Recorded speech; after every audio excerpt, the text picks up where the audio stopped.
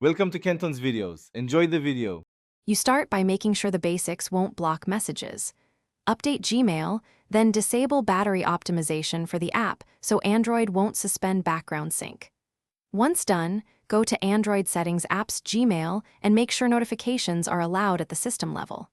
Next, open the Gmail app, tap the menu, then Settings to begin per account configuration. These steps remove common platform-level blocks and let you control the app's own notification behavior. Now dive into account-level controls. Choose your account in Gmail settings, enable inbox notifications, and turn on Notify for every message if you want immediate alerts. Make sure sync is on and set an appropriate sync frequency.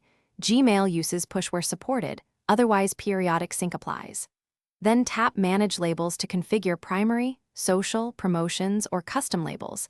Set label-specific notifications, sounds, and vibration. Doing this ensures the right messages trigger alerts, and you won't miss high-priority mail. Finish by verifying the changes. Send yourself a test email and watch for the alert. Make sure Do Not Disturb isn't blocking priority notifications.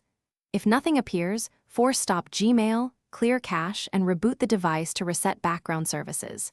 If issues persist, uninstall app updates or reinstall Gmail to restore default settings. One key troubleshooting tip: check background data and data saver. If background data is restricted, Gmail can't push notifications, even when configured correctly. Thanks for watching. Consider subscribing if we helped you.